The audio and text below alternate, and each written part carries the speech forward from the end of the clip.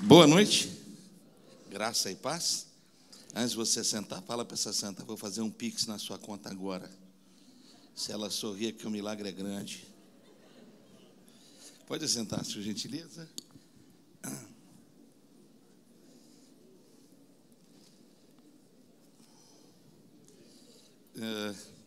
Privilégio estar aqui.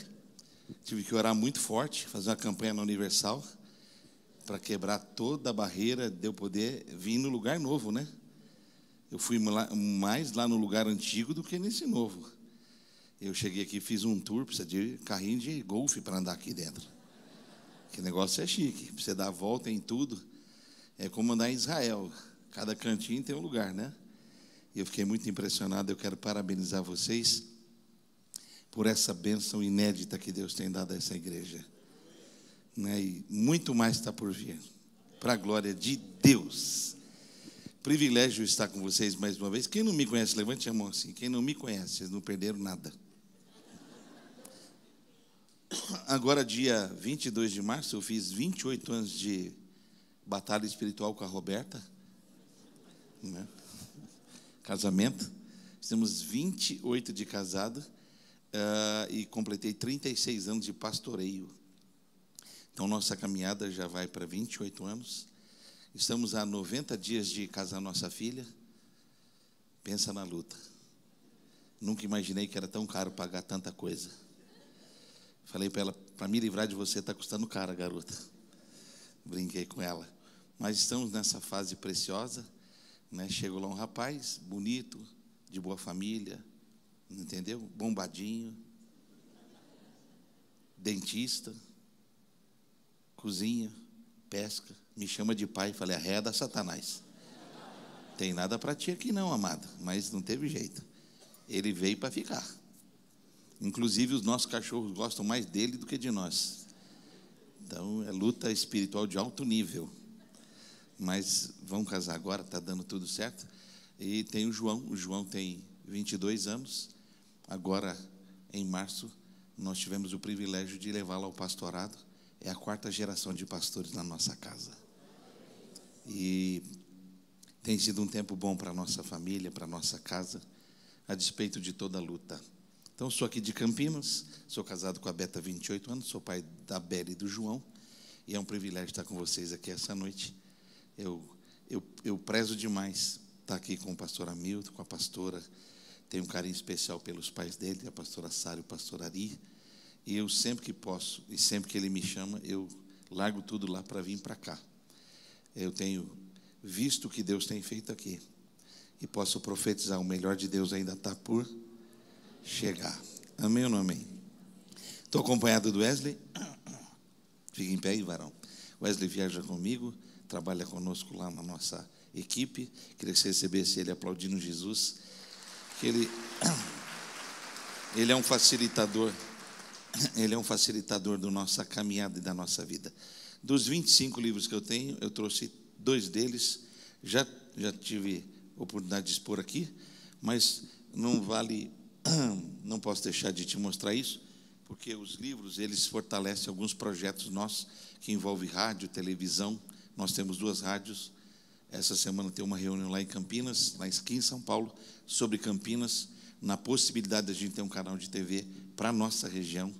Então, a gente está orando, lutando e entendendo o que Deus quer. Eu sempre digo que dinheiro compra coisas, mas a fé cria elas, né? E se você tem um projeto que você consegue fazer, ele é seu. Se alguma coisa na tua vida foi gerada que não dá como pagar, é Deus. Entra, porque Deus vai prover.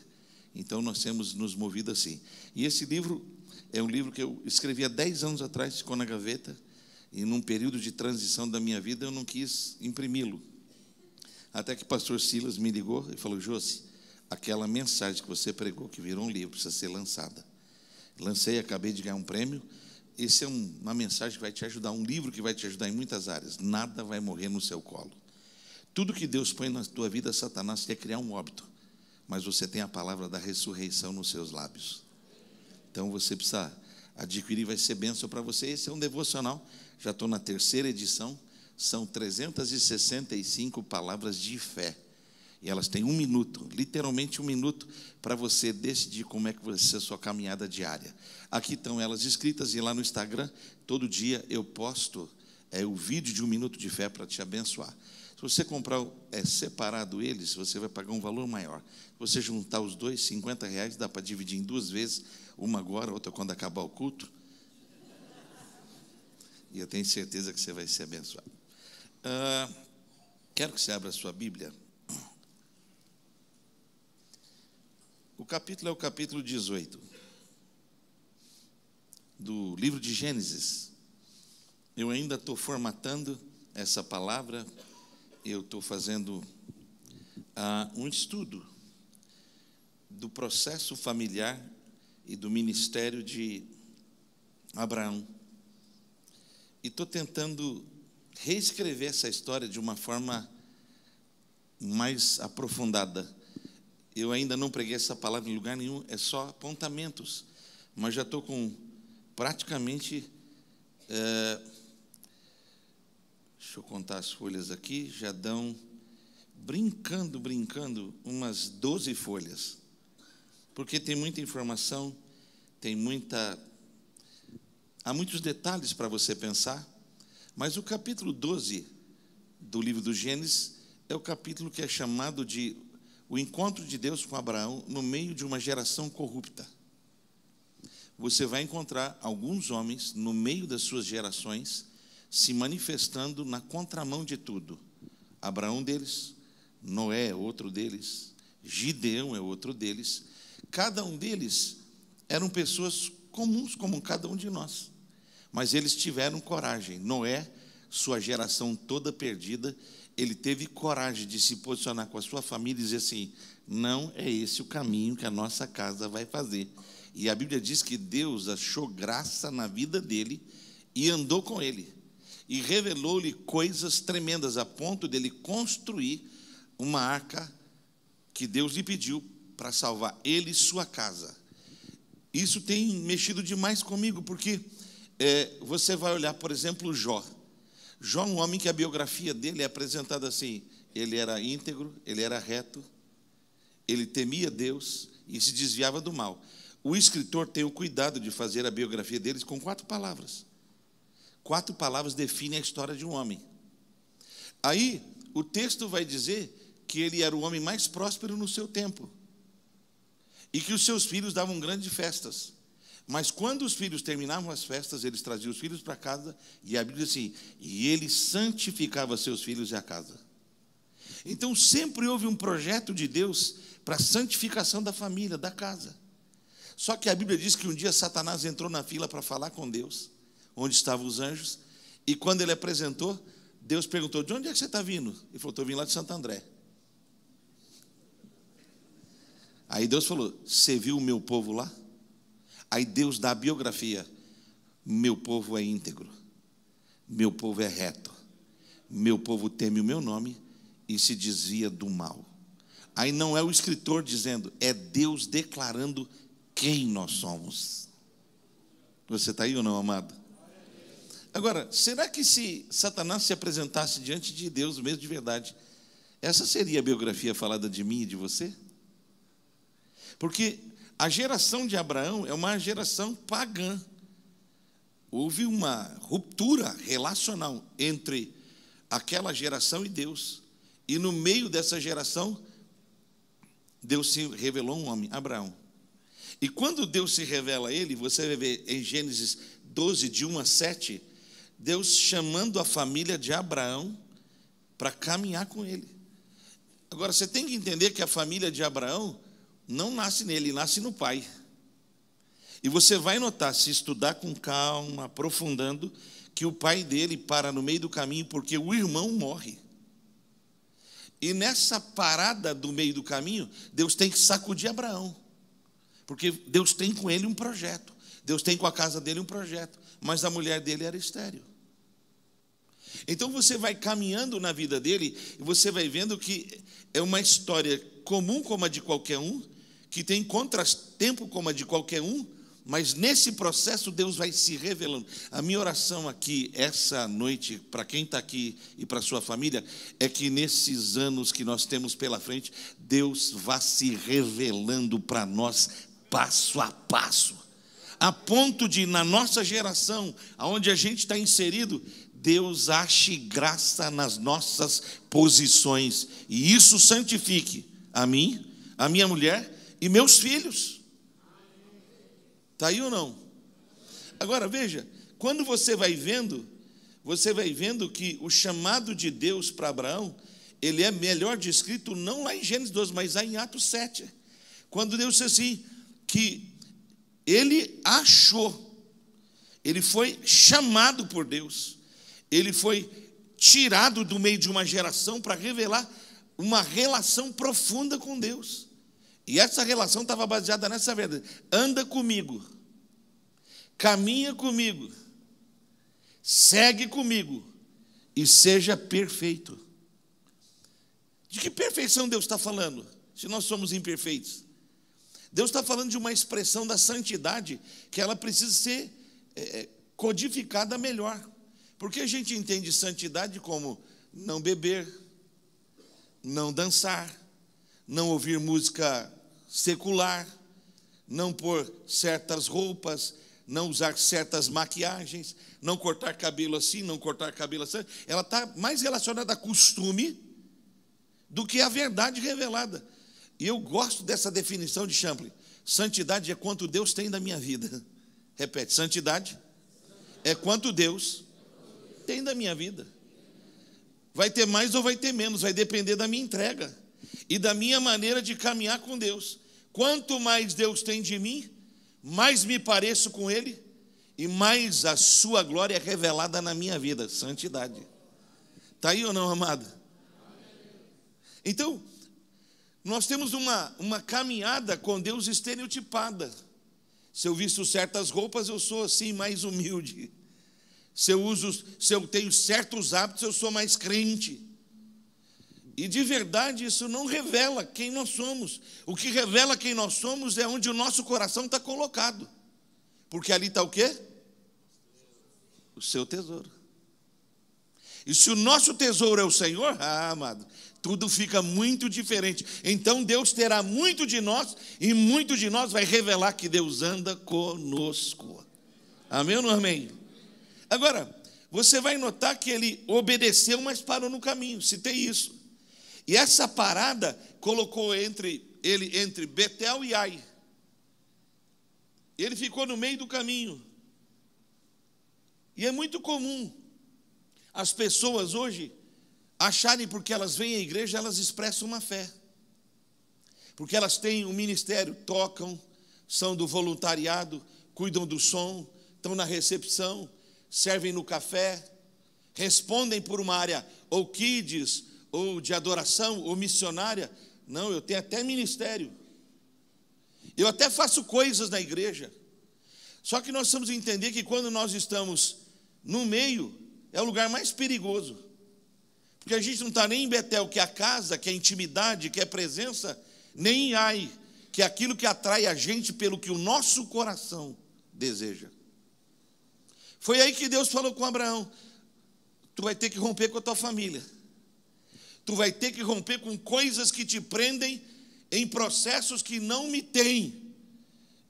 E você vai se lembrar disso que eu vou falar. Deus não divide sua glória nem na nossa relação. Eu falo para a Roberta, você pode perguntar, eu digo para ela: você é o amor da minha vida, você só não é maior que o meu maior amor, que é Deus. Porque eu amo a Deus acima de todas as coisas. Depois a Roberta, depois a Belle e o João, e agora entrou o Felipe. Aquela tribulação. Então, se a gente não tem escalonado onde Deus está, a gente sempre vai estar no meio. Nem totalmente, nem lá nem cá.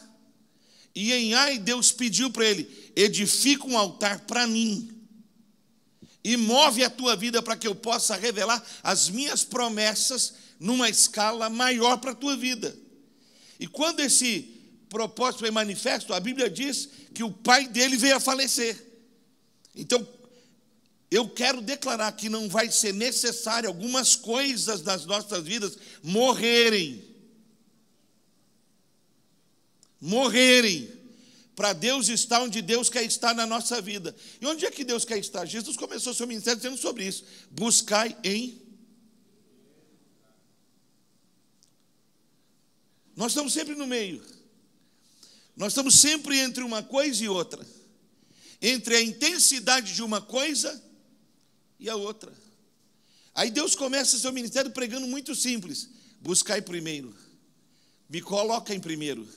Me põe onde eu quero estar para eu pôr você onde eu desejo te colocar. Você está aí ou não, amado?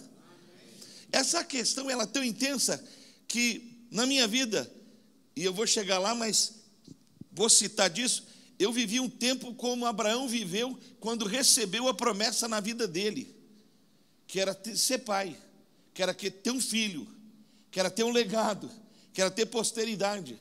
No dia que ele teve essa posteridade, e ele tinha tido uma coisa antes, mas eu cito já já.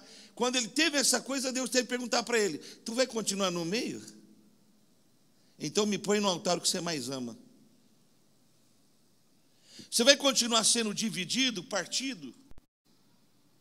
Ou eu vou ser integralmente o foco da sua vida, para que eu possa ir acrescentando cada uma das coisas que você sonha, deseja, e eu tenho mais para fazer na sua vida, porque eu sou um Deus de abundância. Meu Deus, vocês estão aí hoje ou não vieram? Você se lembra que ele disse: venham a mim, vocês estão cansados, sobrecarregados, vou dar alívio, e os que estão conectados comigo terão uma vida e uma vida em... Isso é uma palavra tola? Isso é um jogo de vocabulários? Ou é a manifestação do que Deus deseja fazer na nossa vida quando Ele está onde Ele quer estar? Você se lembra que depois de ressuscitado, Ele entrou na casa onde os discípulos estavam cercados? Estavam lá por causa de medo, estavam lá por causa do tempo que se manifestou de uma forma estranha quando Ele morreu. Eles tinham medo do processo de também serem mortos, e eles estão naquele ambiente. Ele vem, a Bíblia diz que ele colocou-se no meio. Por que no meio? A palavra lá no grego é kalos. É uma palavra que diz assim: imã, foco, centro. Ele não ficou na porta, ele passou e veio, ele pôs-se no meio, e todos então fitaram para ele. Deus não quer uma parte da minha vida, Deus não quer uma parte da minha casa, Deus não quer uma parte do meu casamento, Deus não quer uma parte dos meus sonhos, Deus não quer uma parte dos meus filhos. O meu Deus e o seu Deus é um Deus de totalidade. Integridade diz isso, entrega total, inteiro. Inteiro. E a minha oração é que Deus ache nessa geração homens inteiros, famílias inteiras, gente não partida, gente não dividida, fracionada. Então, a grande questão do que Deus tem colocado no meu coração é que certas horas Deus tem que permitir. Não é que Ele manda, Ele permite, é diferente. Não é que Ele faz, Ele permite. Quando Israel andou equivocado, Juízes 6 vai dizer assim: andou Israel debaixo de apostasia. Então Deus se afastou. O que é apostasia? Abandono, rejeição, deixar sem valor, pôr numa posição inferior. Então Deus se afastou. Não é que Ele fez, Ele se afastou. Não é que Ele mandou juízo, Ele tirou a presença dEle. Ele tirou a presença dEle, saiu a luz, saiu a graça, saiu a proteção, saiu a bênção. Entrou tudo aquilo que era negativo. Então Israel empobreceu. Israel foi refém fácil dos seus inimigos. Passou a morar em covas. Seus filhos conjugaram palavras de miséria, fracasso, abandono, abuso. Por quê? Porque a presença não estava lá. Era uma nação fracionada, era uma nação dividida. Então houve uma crise de 7 anos. Uma crise de 7 anos. Tudo que a terra produziu, tudo que a casa produziu, foi tomado pelos midianitas, foi saqueado pelos inimigos. Você se lembra do tempo de Elias? Por que Deus chamou-os ao Carmelo? Porque o povo estava dividido, cocheava em 2 pensamentos, estava no meio. Por que se olha a nossa nação e está desse jeito? Porque a gente está no meio. A gente não é nem quente nem morno, é meio. Famílias no meio, casamento no meio. Vamos ver se dá certo. Vamos ver se a gente chega longe. Vamos ver se a gente combina. Vamos ver se não tem coisa melhor lá para fora, no meio. E Deus sempre está perguntando: tu vai andar comigo? Anda na minha presença e ser pleno, íntegro, inteiro. Olha que coisa linda. Nesse processo que é estranho, Deus levou Abraão para o Egito. Está no 14, eu acho, se não me falha a memória, 12 de Gênesis. Ele desce para o Egito na crise. Por que ele desce na crise? Porque pessoas serão sempre levadas e sugadas para aquilo que ela acha que é melhor para a vida dela. Por exemplo, você pega a casa de Noemi e seu marido. O cara era próspero, o cara era bendito, o cara tinha 2 filhos, campeões, muito abençoados. Ele era o homem mais abençoado em Belém. Chegou uma crise. Por que ele é partido? Ele foi defender o que ele tinha. O que ele fez? Foi para Moabe. Pegou a família dele e foi para Moabe, para proteger o que ele tinha ganho na vida, para proteger os carros, proteger os bens, proteger o dinheiro. Ele perde os carros, perde os bens, perde a posição, ele morre, os 2 filhos dele morrem, ele larga a mulher dele e as 2 noras na miséria, porque ele era dividido. Está aí ou não? Está acompanhando o raciocínio? Eu quero te levar a pensar em algumas coisas que foram problemas terríveis para a casa de Abrão, e ele tinha promessa, porque quando Deus chamou, ele chamou a família e disse: olha, você vai andar comigo, eu vou dirigir sua vida, e por causa de você, até as famílias que estão lá em Santo André vão ser tremendamente abençoadas. Meu Deus, você está aí ou não? Você compreende a natureza da promessa que Deus está fazendo? Não é uma promessa localizada lá onde ele está, é uma promessa expansiva, grandiosa. Os crentes que são crentes na fé do pai da fé, que é Abraão, serão abençoados com a mesma bênção. É tipo assim, Deus está falando uma coisa que pode parecer não me alcançar, porque ela tem mais de 2, 3 mil anos para trás. Mas o que Deus falou lá tem validade e legalidade para mim, para a Beli, para o João, para os filhos deles. Quem entende o que eu estou falando aqui? É como se houvesse, escute isso, é como se houvesse um depósito espiritual nutrindo uma palavra que foi liberada para um casal. Meu Deus, olha, eu vou repetir isso. Há um depósito espiritual, há uma graça sobre uma palavra liberada para um casal. E por causa desse casal, Deus está dizendo assim: tem gente que daqui 3, 4 mil anos lá na frente vai ser alvo dessa palavra. Qual é o grande problema entre o que foi dito e o que a gente está vivendo? É onde a gente está paralisado. Vou te falar 5 coisas que Abraão paralisou Abraão. Primeira delas, está em Gênesis 12. Mentira. Vou repetir. Mentira. Ele desceu no Egito com a mulher dele. Ela era linda, estéril. Ela era tipo Miss, sequinha, do salto 9, panturrilha, bumbumzinho empinado, sem silicone, chapinha feita nobre. Ela pisou, os caras olharam e falaram assim: meu Deus, desceu um boy aí. O que ele falou para ela? Fala para eles que você é minha. Ela era prima e irmã. Agora eu vou te perguntar com muita clareza: quantas mentiras a gente tem permitido fazer parte da nossa vida, que localiza a gente no meio? Mentiras que a galera chama de mentiras brancas, como se tivesse cor para isso. Mentira é mentira. Quem é o pai da mentira? Pô, a gente sabe isso de cor e salteado. Eu repito como um mantra para a Bela e para o João: verdade liberta, mentira escraviza. É melhor a consequência da verdade do que o castigo da mentira. Quem está aí? Você não é ignorante a isso que eu estou falando. O que eu estou falando aqui, aquilo que Paulo falou: não me canso de repetir as mesmas coisas para vocês. O que é que matou um casal no culto na hora da oferta? O que foi? Mentira. Estou falando coisa que você não conhece? Então, na minha casa não há espaço para mentira. As senhas são disponíveis para todo mundo que mora lá. Josi, Beta, Beli, João. Senhas de banco, senhas do Instagram, senhas do e-mail, senhas do WhatsApp.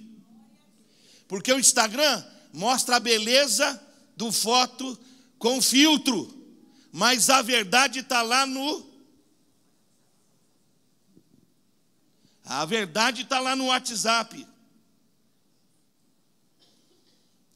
Eu posso viajar a qualquer lugar, e tenho tido essa honra de pregar fora, e muitas vezes minha mulher não pode ir comigo, como eu vou ao Japão, ela não suporta a viagem de 50 horas para chegar no Japão. Pregar 7 dias e 50 horas de volta. Eu já fui 5 vezes. Por que eu vou em paz? Porque não tem mentira. Nós temos um aplicativo que chama Life 360. Quem conhece esse mistério? Isso mostra seu raio-x andando ao vivo. É 007. Tu tem coragem de pôr em você? Para tua mulher entrar e saber a rua que você está? Amado, nós não podemos permitir que hajam sombras. O evangelho, ele é o evangelho do quê? Da meia luz ou da luz plena? Conhecereis a verdade, e a verdade vai libertar. Quem está aí? Quem está ouvindo? Deus teve que pesar a mão numa nação por causa da mentira de um homem, chamado por uma grande promessa. E por que está na Bíblia? Para que eu e você não nos permitamos cair nesse laço, cair nessa parada. Seja a nossa palavra sim, sim. O que passar disso é o quê? É mentiroso e é do maligno. Se nós queremos envergonhar o diabo e tirar ele da nossa vida, para que a manifestação da promessa seja plena, a gente precisa ter acordos com a verdade. Segunda coisa, vamos embora. Eu não quero falar aqui de falta de caráter, que é uma coisa que está nesse processo da mentira, beleza? Mas você sabe que mentira é uma desassociação de um caráter pleno. Então, a família tem que ser construída sobre a verdade, relacionamento verdadeiro. A gente está pagando lá a propriedade da igreja, caro. Estamos pagando o negócio do casamento da Beli, caro. Aí esses dias a garotada falou: pô, a gente podia fazer tal coisa. Podia. Eu falei para eles: agora não. Meu filho: por que não? Porque agora não. É um momento de um pé para trás. Ele falou: ok, pai. Agora, quando você trabalha com a verdade, ele compreende sua movimentação. Eu precisei pedir para os 2 meninos, eu tenho 2, todo mundo lá em casa tem carro, a gente está construindo também. Então, vendi o carro da Beta. Chamei os 2, se precisam vender o carro dos 2. Os 2 deram o carro, a chave na mão, está aqui. Por quê? Porque está sendo construído na... A Beli está casando, então a Beli está tendo uma condição diferente da do João. Então está na verdade. Aí falei para ele: não faça conta, não ponha na tabela, mas experimente essa graça. Quando for sua vez, por causa da sua atitude, uma multiplicação maior virá. Verdade. Verdade. Felipe vai casar com a Beli. Chamei ele, sentei e falei assim: verdade plena, você está entrando na minha família, quero te explicar como é minha família. Você entendeu? Vou te repetir um mantra. Se tu vier na minha vida causar transtorno e afastar a garota de mim, Deus te mata, miserável. Você veio aqui para somar, não veio para dividir. Verdade. Tivemos uma Páscoa com a família dele. Juntou minha família, a família dele. Debaixo de verdade. A gente leva tantos pratos, vocês tantos pratos. Amém? Nada da gente levar macarrãozinho com milho e o outro levar o quê? Filé mignon. Vamos dividir na... Estou falando coisas simples e triviais. Você agora expande isso para todo lado. Amém ou não amém? Tem gente hoje que vai ter que fazer faxina em casa, hein? Segunda coisa. Está em Gênesis 13. Amizades e relacionamentos errados. Primeira pessoa que Abraão levou com ele que não deveria ter levado. Você sabe quem foi? Ló. Todo mundo aqui sabe o nome de Ló, sim ou não? Ele era órfão. Por que Abraão levou ele? Porque havia uma bênção para o órfão, e ele queria lucrar na bênção do órfão. Não é porque ele era generoso com o sobrinho. É que o órfão na sua família trazia uma bênção. Então ele falou, vamos trazer esse menino. Deus vai abençoar esse menino ou eu? Toma cuidado para você não estar se movendo em processos que você está manipulando coisas, porque você vê vantagem em processos. Uma das coisas que eu mais abomino no ministério é gente que tem carta na manga. Faz um negócio para alguém porque sabe que aquele alguém é amigo de fulano e quer chegar em ciclano. Que Deus nos livre desse câncer de Geazi, de ficar jogando xadrez, porque você sabe que fulano tem um negócio, ciclano tem outro negócio, que Beltrano tem outro negócio. Quando Deus quer te relacionar com alguém que vai te abençoar, você não precisa manipular nada. Andar com ele, que ele te leva aonde? Quem está aí? Quem está entendendo o que eu estou falando?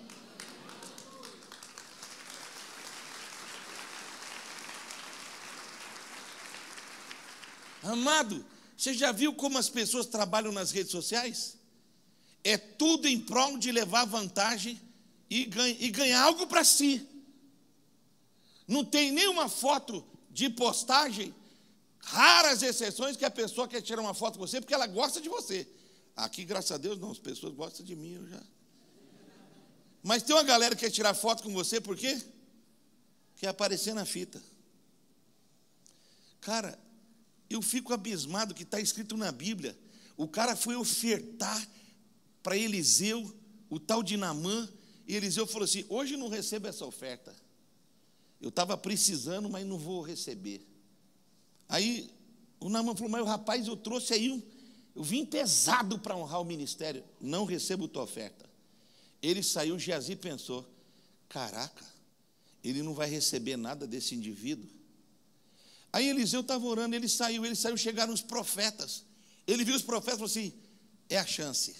Aí foi correu atrás. Aí Naamã, para, tem lá o auxiliar está vindo ali. Diga aí, chegou uns profetas aí, e Eliseu mandou pedir uma oferta para os profetas. Olha que gente, que espiritualidade. Aí pegou a bênção, as pratas, as vestes, escondeu. Aí ele veio e sentou naquela espiritualidade. Aí Eliseu perguntou, de onde você vem, amado? Só faltou falar assim, de rodear a terra. Não, teu servo estava ali, cuidando da ceia. Já preparei até a lista do louvor de domingo. Aí Eliseu disse assim, não foi com você, meu espírito, quando você foi arrancar algo daquele homem. Te pergunto, você não conhece umas pessoas assim? Que quer arrancar até teu fígado? Está na Bíblia. Ele estava no meio, porque estava no meio, estava armando presepada em relacionamento, jogando com as pessoas.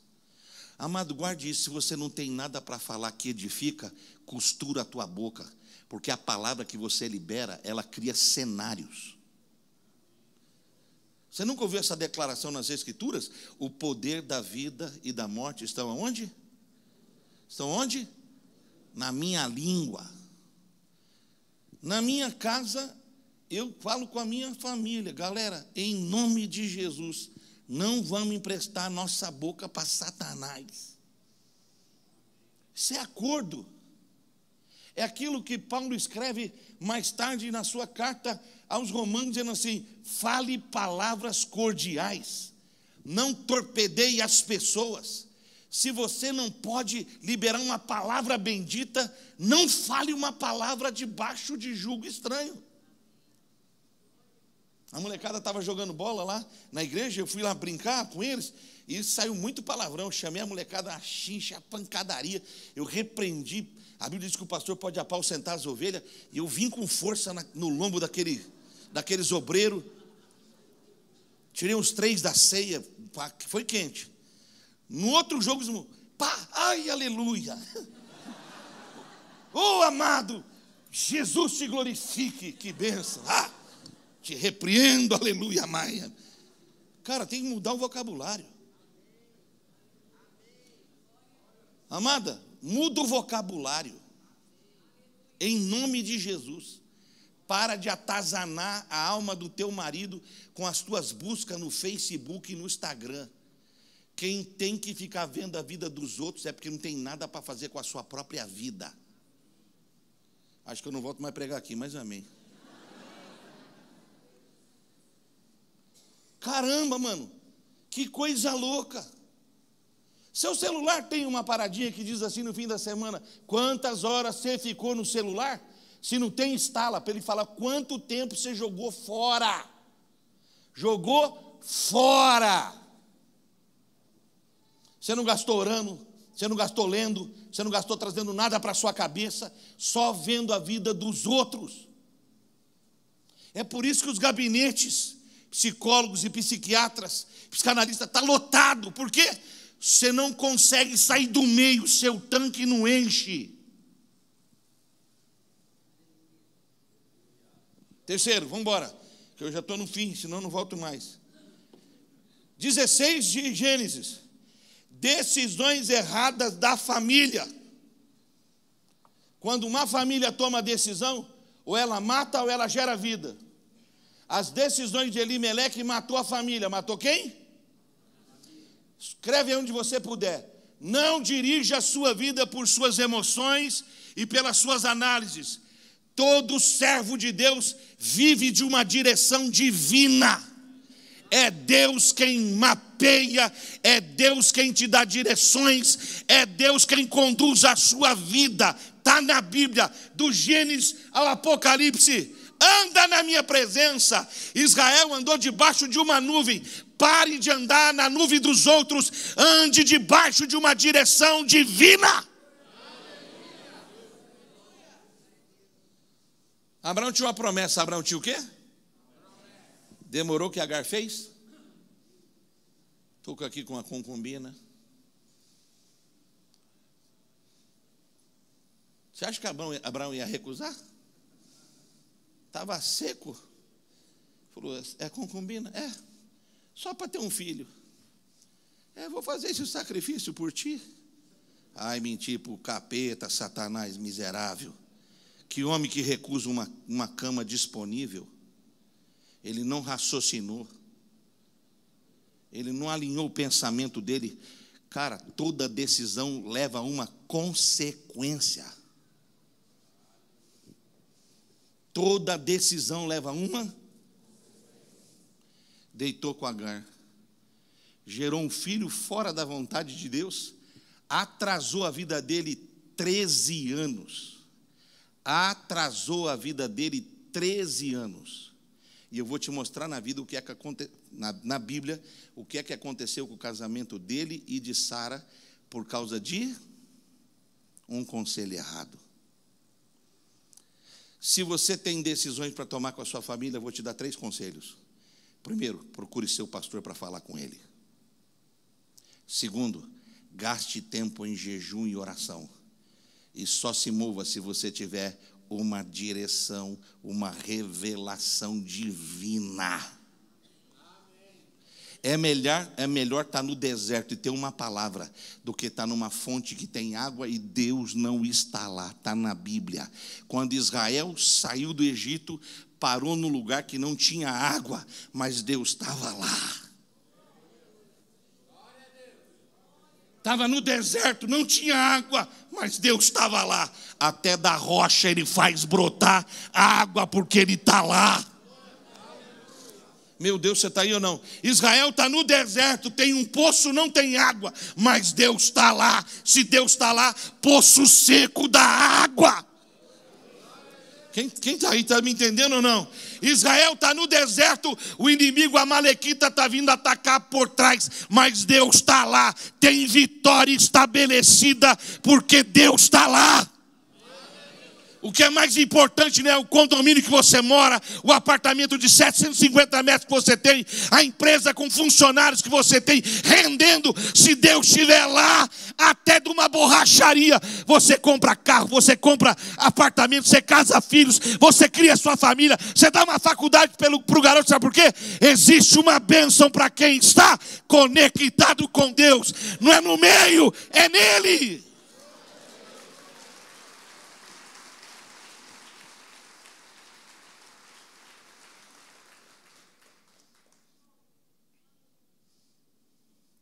Caminho alternativo. Segunda via. Quarto, e vamos fechar. Tem mais dois, mas vou parar aqui. Lares formados pela ausência de fé. Diga, lares formados pela ausência. Como é que Abraão virou pai da fé? Isso aqui tem que ser pensado. É título? É manifestação. Os 13 anos de crise da vida de Abraão gerou a fé.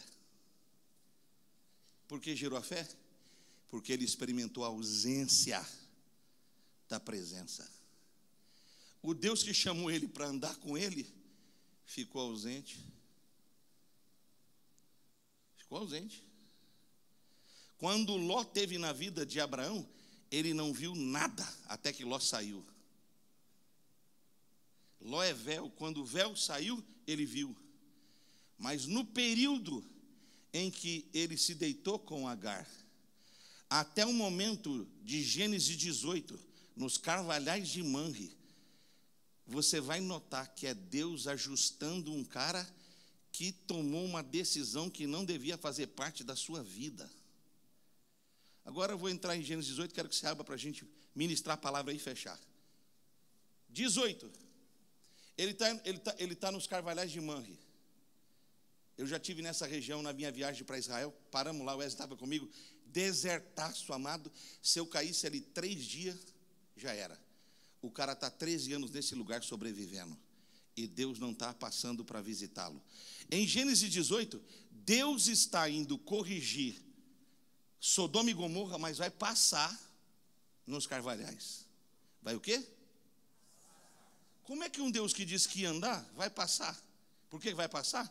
Porque o cara está dividido. Agora, olha aí, está no texto. Ele olhou. De onde ele estava, ele olhou, ele viu Ele viu o quê? 18 de Gênesis 1 e 2. Bíblia aberta e leio para você. Agora note. Ele estava nos carvalhais de Manre. A tenda dele, a tenda construída, eu já entrei numa dessas. Você pode estar no calor mais intenso. Se você está dentro, você está tranquilo. A Bíblia diz que no calor mais intenso do dia, ele não estava dentro. Ele estava onde? Estava onde? Estava fora. Por que ele estava fora? Porque esses 13 anos de relacionamento conjugal é árido, é seco, é guerra, é prova. Por que é prova? Uma decisão familiar errada. Tirou do centro. E levou eles para onde? Para o lado que não deveria ir. Devia ter puxado para o lugar da fé, para o ambiente da graça. Escute isso, falei ontem para um casal da nossa igreja, passaram muitas lutas e estão prosperando de novo. Começou a prosperar, parou de ir na igreja. 3 meses sem na igreja, foi ontem para a ceia na Páscoa para a gente. Aí eu encontrei ela, doutora, agenda lotada. Eu falei assim, doutora, posso compartilhar algo com a senhora? Teus filhos tão bonitos, tão grandes, tênis importado, foram para os Estados Unidos, coisa maravilhosa. Só tome cuidado para a senhora não ficar dividida. Porque no dia da angústia estava em vigília, estava em oração, estava no clamor, estava no altar, estava servindo na obra, agora não tem mais tempo. Viajando muito, carro novo, não sei o que, está construindo. Amado, nós não podemos ser morno no meio, porque quem é morno vai ser vomitado. Nós temos que criar um ambiente onde os nossos filhos, quando entram lá, percebam a fé que nós temos, o Deus que servimos, os princípios que norteiam a nossa casa. Nós criamos ambientes. A família do Felipe era uma família que estava afastada. O relacionamento do Felipe com a Beli trouxe os pais de volta. Agora trouxe toda a família. Está todo mundo debaixo da mesma graça. Por causa do quê? A gente decidiu não ser dividido. A gente decidiu aquilo que Josué disse para todo Israel: escolham como vocês vão viver e colham da consequência das escolhas, mas eu e a minha casa, eu e a minha casa não tem Netflix que segura a gente domingo à noite em casa para ver série enquanto está tendo adoração na casa do meu Deus. Quem tem ouvidos para ouvir, ouça o que o Espírito está dizendo na igreja. Eu e a minha casa não pegamos a Páscoa, que é a cerimônia mais importante da fé cristã, e vamos viajar. Não, a gente está no altar, porque os valores que você tem, você imprime. E o que você valoriza, cria destaque. E o que você põe em destaque, gera referencial. Vai outro dia, vai quarta de aleluia, vai terça de Deus, vai sábado não sei do que, mas tem dia que é dia do... Vai dizer que você nunca ouviu isso. Vai dizer que você não sabe isso. Vai dizer que agora, você sabe, eu trabalho muito. Quanto teu pai e tua mãe trabalhou mais que você? Quer lembrar como a sua mãe cozinhava? Começava sexta-feira, para ter comida no domingo, mas não perdia nada de Deus. E não tinha nada do comodismo que eu e você temos. Das benécias que eu e você temos. Você não quer cozinhar? Você faz um iFood, filha. Chega assim, em casa. E com toda essa regalia, você está dizendo que você está cansado para servir a Deus. Eu quero louvar a Deus e eu quero falar com muita graça, que isso não tem a ver com um partido de direita nem de esquerda. Eu quero louvar a Deus porque não foi eleito um governante brasileiro de direita, que é o meu lado evangélico, ia ser um bezerro de ouro na vida da igreja e atrapalhar o evangelho. Deus não está tratando com o Brasil, Deus está tratando com a igreja dele. A igreja precisa voltar a ser coluna da verdade, baluarte da verdade. Como eu glorifico que a nossa dependência não é Brasília, só mudou uma cadeira em Brasília. Quem está sentado lá em cima ainda tem a última palavra, é Deus dessa nação. Vai avivar o seu povo, vai despertar o seu povo. O pastor Antônio Gilberto, não sei se vocês conhecem, brasileiro, trabalhou na NASA, pastor, trabalhou na tradução das escrituras para o Brasil. Ele estava com o Dr. David Chu e perguntou: qual o segredo do seu ministério e da nação da Coreia? Que aqui nós oramos. Aí ele foi responder: no Brasil a gente também ora. Sabe o que o cara respondeu? Vocês brincam de ser crente. Vergonha, gente que fica no meio. Gente que tem vida religiosa, mas não tem relacionamento com Deus. O evangelho não é uma religião, o evangelho é um relacionamento com Deus. Povo de propriedade exclusiva, relacionamento. Nação santa, relacionamento. Povo adquirido, comprado com alto preço, relacionamento. Aí Deus passa nos Carvalhais, eu fecho aqui. Olha o que aconteceu. Ele olhou, viu um. E ele estava sentado do lado de fora. Por que estava do lado de fora no maior calor do dia, que podia morrer? Porque não está dando para viver dentro com o que ele construiu. E está cheio de gente na vida conjugal que não construiu nada dentro. Então é obrigado no calor da vida ficar para o lado de fora exposto, à mercê de adultério, à mercê de quebras de aliança, à mercê de Satanás. Sabe por que está na Bíblia? Porque Deus chamou essa família para andar com Ele, a família, a casa. Qual o primeiro mandamento da Bíblia? Você sabe qual é? Não terás outros deuses diante. Não vai ter acordo. Não tem segunda via. Ou é ou não é. Você quer ser crente? É melhor você ser outra coisa. Para ser crente você tem que ser íntegro, inteiro, total. Meu Deus, acho que vocês não vieram hoje não, mas eu vou chegar lá. A Bíblia diz que ele levantou os olhos. Está no verso 1. Levantou o quê? Quando ele levantou os olhos, o que é que ele viu? Lê para você ver. Ele viu o quê? Ele viu o quê? Ele viu o quê? Pai, filho. O próprio céu foi na tenda dele para salvar a casa dele.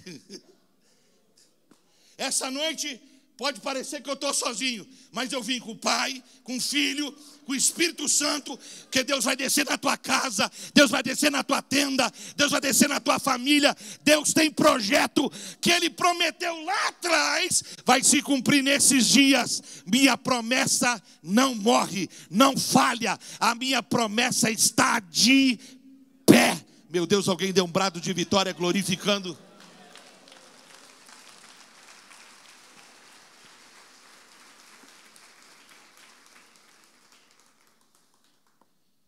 Três coisas aconteceram quando Deus chegou lá. Primeira delas, Deus ajustou a visão. Diga, Deus ajustou a visão. Por que Deus ajustou a visão? Porque nós nos movemos por aquilo que nós vemos. Uma visão embaçada ou uma visão perdida, ela cria pessoas o quê? Pessoas que não são plenas. Há um texto na Bíblia que um rei quis fazer aliança com Israel para livrar Israel de ser massacrada. Então o acordo era esse. Tá bom, tem um acordo, não mato vocês, mas eu vazo o olho direito. Por quê? Uma pessoa sem parte da visão, ela não é plena, ela não é completa, ela é limitada. Satanás, quando quer confundir uma casa, ele confunde a visão. Ele gera uma divisão. Ele divide marido e mulher. Qual é a coisa mais difícil na relação familiar? Unir. Se você e sua mulher concordar num assunto, é tão perigoso o que eu vou falar, mas vou falar. Posso falar? Se você e sua mulher concordar num assunto, até para o erro dar certo. Está na Bíblia. Só você lê Babel. Eles concordaram no assunto. Então Deus teve que separá-los. Por quê? Concordância é tão poderoso que liga na terra. Qual a dificuldade que você tem com a sua mulher? É que vocês discutem ponto de vista. Vocês deveriam sair do meio e estar na presença. Meu Deus, alguém vai ouvir. Onde dois estiverem reunidos no meu nome, eu estou presente. O que dois concordarem e aceitam de qualquer assunto na terra será ligado. E se desligar na terra? Por que é difícil unir você e sua mulher? Isso é matéria para outro dia, mas eu vou falar. É porque as mulheres não compreendem seu lugar no processo e os homens não ocupam seu lugar no processo. É simples. Seu marido precisa de duas coisas para ser feliz. Vou explicar. Olha, escreve isso é revelação. Não vou nem aceitar Pix para essa oferta. Teu marido gosta de duas, só tem duas coisas que faz seu marido feliz: barriga cheia e saco vazio. Vou repetir em português claro: barriga cheia. A senhora sabe o que é isso ou não? Ele quer sentar na mesa, comer a comidinha dele e ver que tudo está em paz, porque ele proporcionou isso. E saco vazio, namorar. A senhora não quer namorar. Então ele vive de saco cheio e barriga vazia. Está invertido, não dá certo, filha. Esvazia para você ver como esse homem fica bonzinho. Deixa ele leve. A senhora fala, nós vamos viajar ali, vamos. Nós vamos ali, vamos. Eu vou no shopping agora também, vou. Vou ficar no cabeleireiro às 7 horas, estarei na porta te esperando. A senhora não entendeu isso ainda ou não? Meu pai e minha mãe, cara, escuta isso aí, isso está fora da oferta também. Meu pai e minha mãe, 3 meninos, Josiede e Alex, tinha dia marcado para namorar. Segunda, quarta e sábado. Fechava a porta, o couro comia. Com tabela e com horário. Deu mais de 40 anos de vida conjugal. E olha que meu pai militar, ele é da pá virada, só Deus para ter misericórdia daquele anjo. E minha mãe levava ele, ó, plaf! Virava o baixinho para a direita, virava para a esquerda. E diminuía, subia o baixinho. Simples. Tem coisa que se você não cuida, Satanás cuida. Você precisa entender essa verdade. É muito simples. Deus ajustou o foco do cara. Ele estava sentado, ele deu uma olhada, viu um. Quando ele ajustou o foco, ele viu plenamente. Serão dias de abril na sua vida que Deus vai tirar as tramas dos teus olhos, as escamas dos teus olhos. Você vai ver claramente o que Deus tem proposto para a tua família, para a tua casa, para o teu emprego, para o teu ministério, para as tuas finanças. Oh meu Deus, alguém recebe essa palavra aí ou não? Segunda coisa importante, está aí no texto. Ele estava prostrado do lado de fora. Deus chega, ele não só passa a enxergar com clareza, mas ele levanta. E levantar aqui é uma coisa muito importante. Porque tem coisa, nesses dias, estão pesando na tua casa, estão pesando no seu casamento, estão pesando a educação do filho, está pesando as finanças. Deus me trouxe aqui para te dar essa palavra. Você não vai ficar debaixo de jugo, você não vai ficar debaixo de sentença, você não vai ficar do lado de fora, você não vai ficar prostrado, sua família não vai se perder. Quando Deus chega e ele levanta, ele é devolvido para dentro. Ele é devolvido para onde? Para dentro. E quando ele entra dentro, a casa dele é curada. Só você notar no texto, quando Deus chega, ele está do lado de fora. Quando ele serve o Senhor um banquete, ele está na porta da tenda de pé, porque profeta e sacerdote de pé, casa curada. Tu vai voltar para casa hoje de pé, porque tua casa vai ser curada. Os maiores milagres desse ministério não vão ser aqui no templo, vão ser lá na sua casa, vão ser lá no seio da tua família. Oh meu Deus, 2 ou 3 aí para levantar a mão e receber essa palavra. Vai ser lá, sede de avivamento e de milagres de Deus na sua casa. E como é que ele procede? 3 coisas importantes e a gente fecha. Ele estava paralisado. Ele falou para Deus, eu quero fazer uma mesa para ti. E Deus ia passar, ficou. Deus estava com outro destino, parou. Quando Deus parou, ele entrou em casa, falou com Sara, faz um bolo depressa. Faz um bolo depressa. Acelerou o processo da cura. Ele foi no campo, falou com os servos, façam um cordeiro depressa. E ele foi para o canto da mesa e com a própria mão fez uma coalhada depressa. Levanta a mão para receber. Há um processo de Deus aqui essa noite, de aceleração na manifestação da cura, da graça e da libertação para a sua casa e para a sua família. Quem recebe essa palavra aí, fecha a mão e dá um glória a Deus recebendo isso. Agora escute isso e eu encerro e fecho a palavra. A Bíblia diz que Deus esperou ele ofertar esse banquete. Pão, uma carne assada e coalhada. Ele estava de pé na tenda enquanto Deus estava comendo. Sara está dentro de casa. Olha o que Deus falou para ele. Abre a mão para receber. O que eu te falei quando... Abre a mão para receber aí, por favor. O que eu te falei 24 anos atrás tem validade aqui hoje. E Deus disse assim para Abraão, ainda esse ano o que era promessa vai ser realidade na tua casa. Faz assim comigo.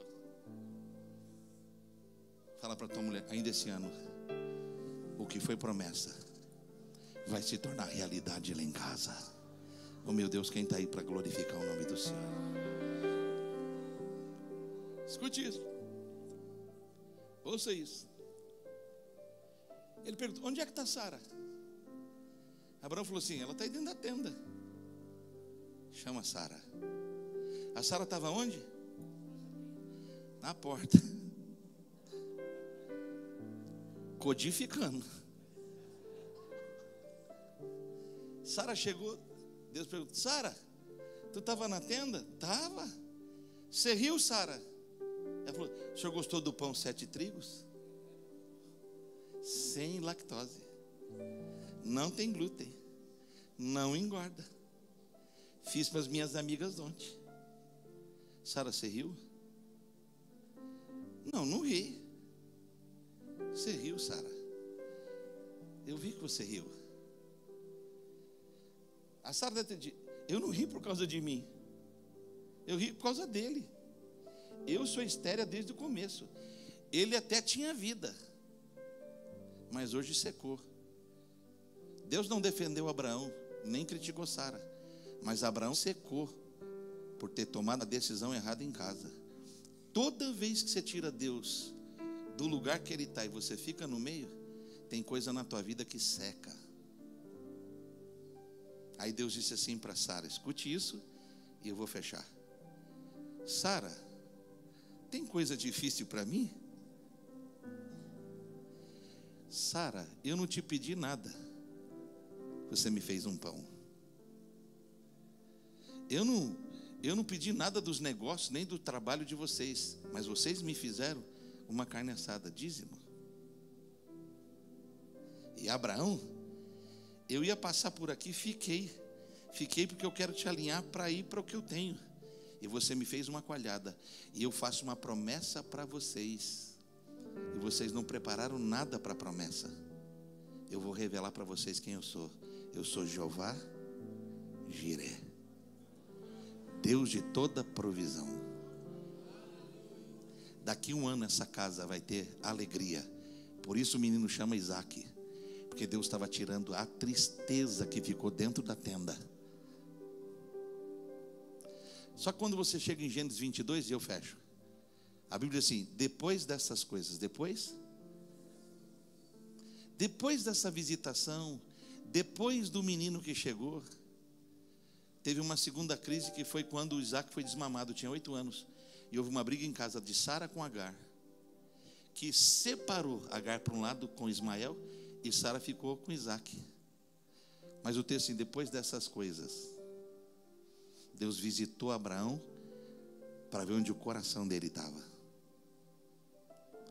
Ele saiu de madrugada, pegou o menino, preparou o camelo, subiu para sacrificar.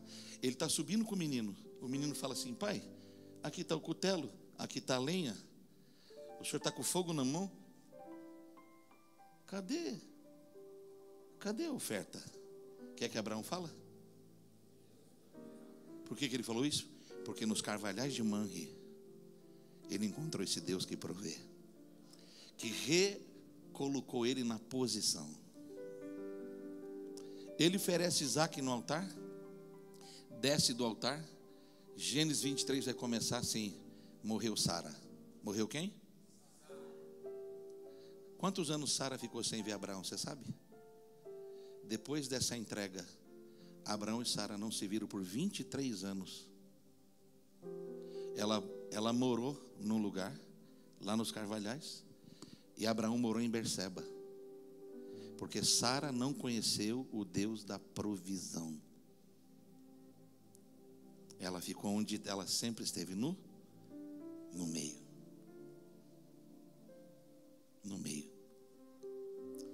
Abraão viajou de Berseba a Manre para chorar a morte de Sara, sem vê-la por 23 anos. Quebrou a aliança do casamento deles, quebrou uma casa. Duas coisas importantes você notar. Abraão, depois disso, teve filhos e filhas. Por quê? Porque ele tinha uma promessa. E para não permitir que a casa dividisse, ele consolou Isaac, dando para ele uma esposa e gerando uma nova identidade para a promessa. Eu vim aqui essa noite pedir encarecidamente que cada um de nós que estamos aqui saiamos do meio. Cara, não dá para agradar a Deus e acender vela para o diabo. Não dá para ter um passo na fé e querer ter uma vida. E a Bíblia diz assim: quem quer agradar a Deus anda no Espírito, quem quer desagradá-lo anda na. E a carne e o Espírito militam.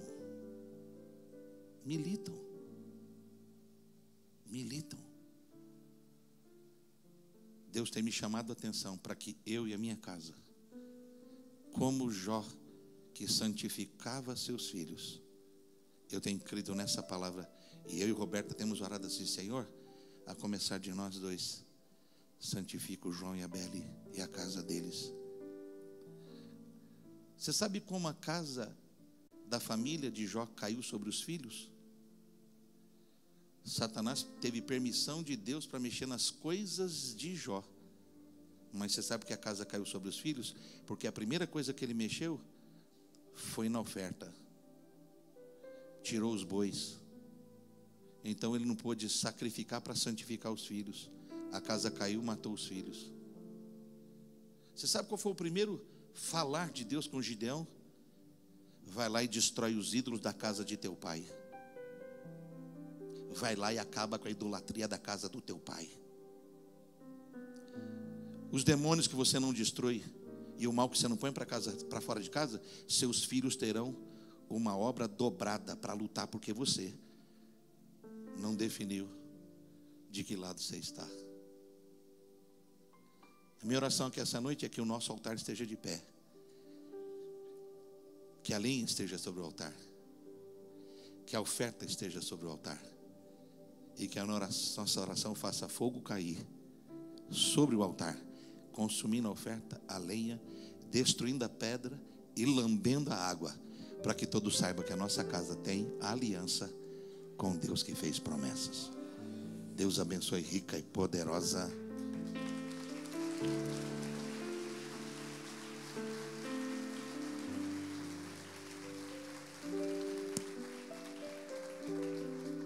Queria orar? Qual é a grande sina de Sara? Teve tudo para mudar, mas não mudou. Ficou magoada, ficou sentida, ficou aborrecida com Isaac ter saído de perto dela. O cara era herói da fé, mas teve uma casa que se dividiu. Em nome de Jesus, a Bíblia diz: quando ouvires a voz de Deus, e quando veres que Ele bateu na porta da tua vida, permita que Ele entre para que faça mudanças. Eu perguntei para a Roberta, dia 22, foi quinta-feira ou sexta-feira, Wesley? Sexta-feira. Falei para ela, eu queria jantar diferente esse aniversário de casamento. Eu não queria nem que a Beli fosse, nem que o João fosse. Ficamos só nós dois. Perguntei para ela: você toparia casar de novo comigo? Ela falou: sim. Depois de tudo que a gente passou? Sim. Por quê? Porque ela disse isso: eu vejo que você luta intensamente para continuar mudando, se quebrantando. E ela devolveu a pergunta: e você? Porque você é incansável em me amar e amar a nossa casa. E eu renovei meus votos com ela.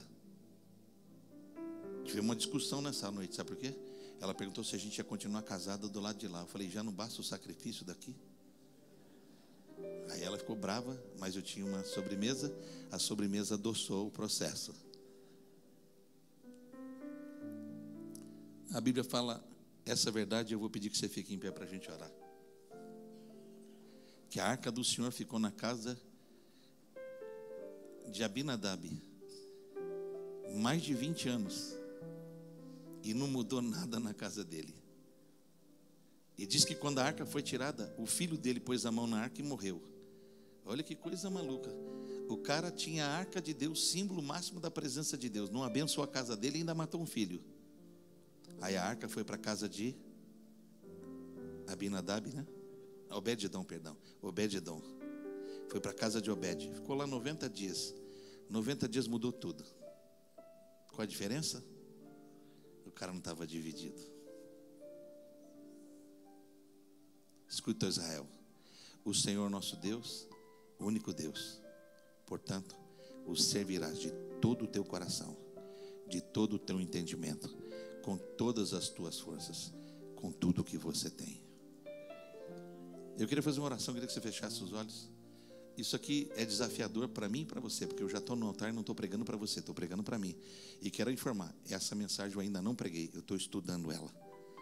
Eu vou ainda arrumar e ainda vou pregar, porque são coisas que eu venho escrevendo, lendo, estudando, para aprofundar para a minha vida.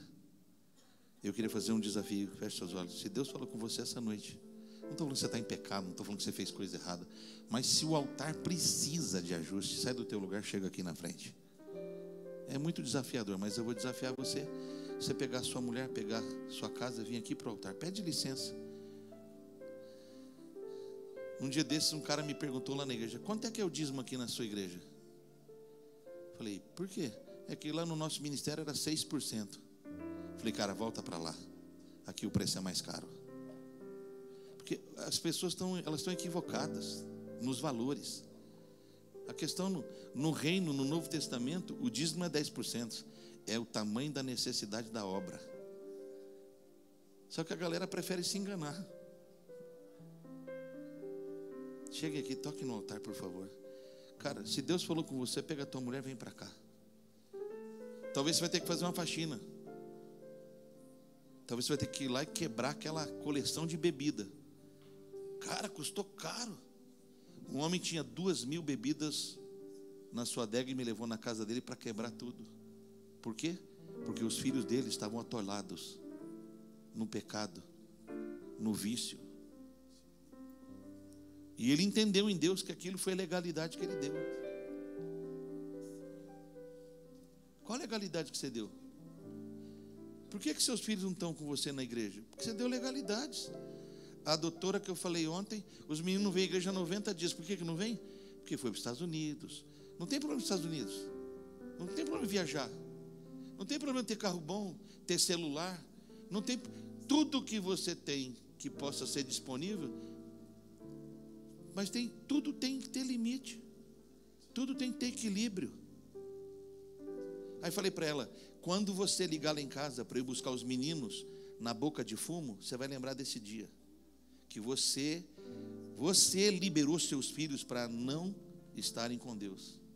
Pastor, eu devo obrigar a fé? Deve. Olha o que a minha mãe fazia. Eu falei, mãe, não vou no culto hoje. Ela falou, você quer morrer? Eu falei, não, melhor viver. Fui para a igreja arrastado, fui para a igreja puxado. Porque tem coisas que viram hábito, depois viram experiência. Eu conhecia você só de ouvir falar, mas agora, meus olhos te veem. Quem está entendendo o que eu estou falando?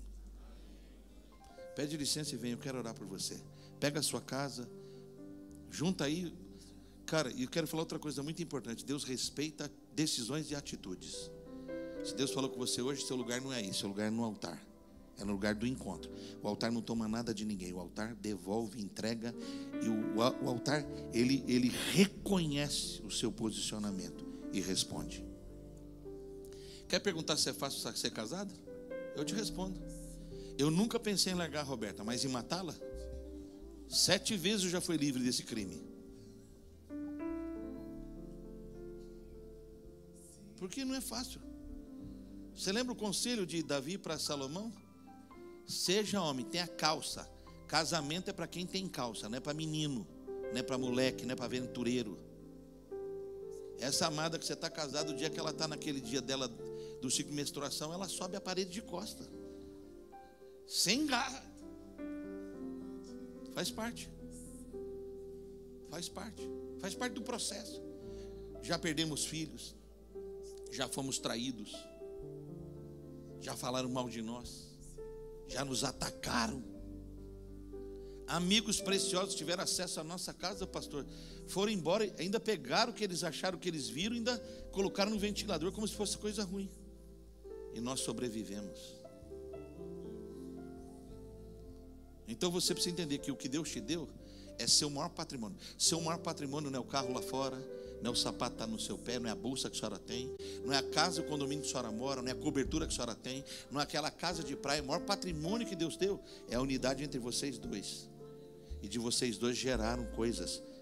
E só geraram porque Deus deixou vocês passarem de casal a ser família. E aí Deus te deu legado. Quando você se apresentar diante de Deus, sabe o que Deus vai perguntar? Cadê o que eu te dei? Você vai falar o quê? O senhor está falando o quê? Daquele carro, daquele Monza, daquela Variant, daquele Audi? Ele vai falar, não. Eu te dei flechas na aljava e te dei uma companheira. Eu te dei uma história. O mundo quer legalizar. O mundo quer autografar, que pode divorciar, que pode separar. Agora, vai ler na Bíblia quais são os motivos que se pode ter tal manifestação. E divórcio não é um escape, é uma sentença. Você nunca ouviu isso, mas vou te repetir. O divórcio é uma sentença para uma bênção que Deus pôs na tua mão. E a Bíblia diz que a carta de divórcio é dada por causa da dureza do coração do homem. Você sabe. Você não é ignorante. Você conhece a verdade. Eu casei não é para eu ser feliz. Eu casei para fazer a Roberta feliz. Eu casei para cuidar da Roberta. Eu casei para cuidar do João e da Beli. Eu já pus os dois diante de mim e falei, pode ficar tranquilo, eu vou estar aqui para sempre, até que Jesus me chame. Enquanto eu estiver aqui, o peso que cair aí, pode jogar aqui no meu. Eu estou aqui para isso. Tanto que os meus filhos vão negociar coisas, eles me chamam. Porque eles dizem que quando eu estou, as portas se abrem. Porque eles ouviram a vida toda que eu recebi uma promessa. E recebi lá em Abraão. Eu estou aqui, ainda tem validade. Meu Deus, alguém vai receber essa noite. Vamos orar. Abraça aí sua casa. Pai, eu quero te louvar. Porque na trajetória da vida, Satanás quer sujar as águas da nossa casa, quer sujar o nosso poço, quer entulhar o nosso poço. Ele quer fazer que as coisas boas que o Senhor nos deu se tornem amargas e azedas. Mas eu quero te glorificar, porque onde abundou o pecado, vai superabundar a graça. Eu quero bem dizer o teu nome, porque este é um povo santo, zeloso de boas obras. Esse é aquele povo que o Senhor disse na cara do capeta: povo íntegro, povo reto, povo que teme o nome do Senhor e se desvia do mal. Cobre esse povo com a tua graça, cobre essa casa com a tua presença. A tua presença foi para a casa de Obed-Edom, ficou lá. E o período que ela ficou lá, tudo na casa dele, seus filhos, noras, netos, irmãos, todos foram abençoados, porque a tua presença estava lá. E Moisés ousou pedir que a tua presença ficasse com eles. E o Senhor disse: irá a minha presença com vocês em 2024, 2025, 2026, essa década, e vocês terão paz.